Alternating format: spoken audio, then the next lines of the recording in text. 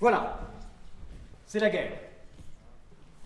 Une guerre longue, terrible, sanglante, une guerre qui voit s'opposer deux parties. D'un côté, la Grèce, avec ses rois, ses bateaux, sa puissante armée, et de l'autre côté, la ville de Troie. Deux choses. Il faut savoir que la Grèce antique n'est pas du tout le petit pays en faillite que l'on connaît aujourd'hui.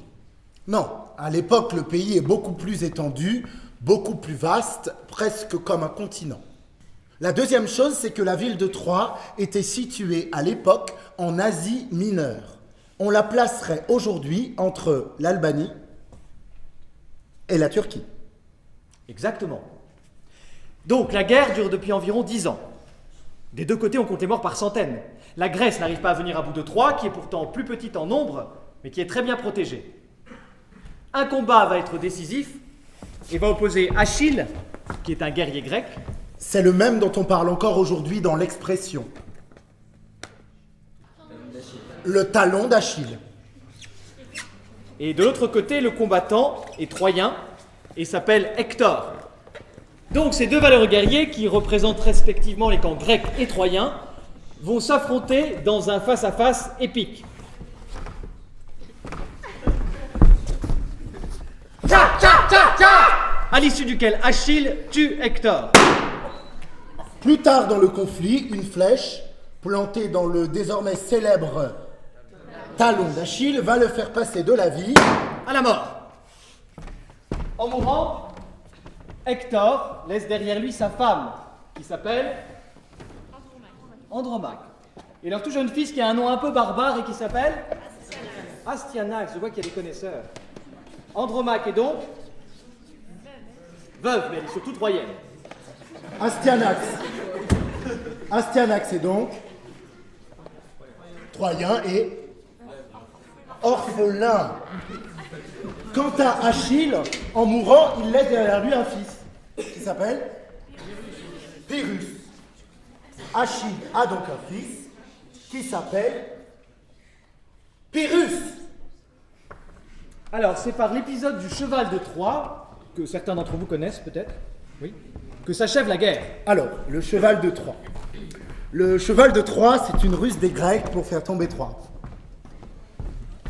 Ben oui, parce que comme Troie est une forteresse, les Grecs vont devoir inventer une ruse pour pouvoir y pénétrer. Les Grecs font semblant de perdre la guerre.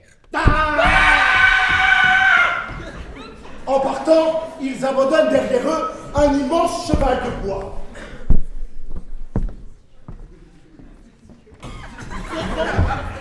Les Troyens trouvent ce cheval et, pensant que les Grecs ont capitulé, ils l'introduisent dans la ville en guise de trophée de guerre. Ouais.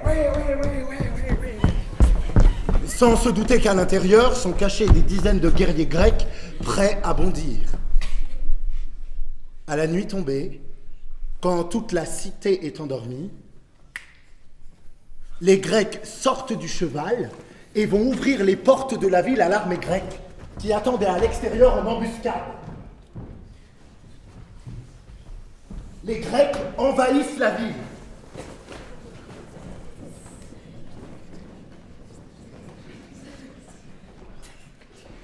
Et là, c'est le grand massacre. Mais... Ah! Les Grecs prennent les Troyens par surprise. Ils mettent la ville à feu et à sang.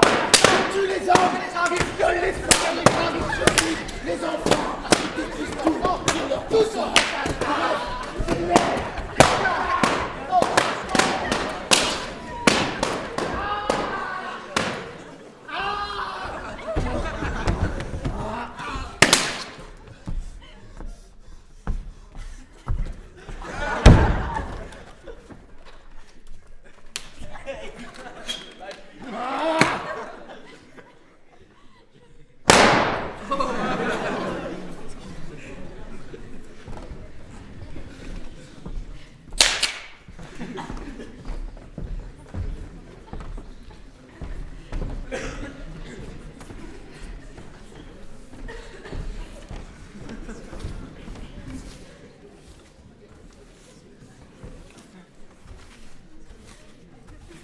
Pardon.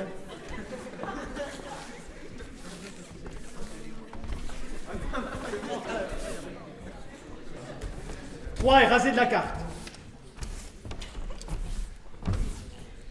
Tous les hommes troyens sont morts pendant la guerre. Restent les femmes troyennes qui, elles, sont envoyées chez les vainqueurs grecs comme des trophées. C'est le cas d'Andromaque. Femme d'Hector mort, tuée par Achille. Andromaque est envoyé avec son jeune fils Astyanax chez Pyrrhus en Épire.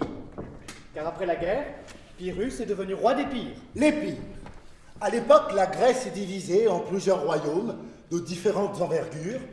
L'Épire est un de ces royaumes situé au nord-ouest et gouverné par Pyrrhus. Au même moment, une jeune princesse grecque qui s'appelle Hermione fait le voyage de Sparte Un autre royaume de Grèce situé plus au sud. jusqu'en Épire pour épouser Pyrrhus, à qui elle est promise. C'est un peu un mariage arrangé par leurs parents. Oui, donc tout ce beau monde se retrouve en Épire, une année passe, et c'est là que commence notre histoire.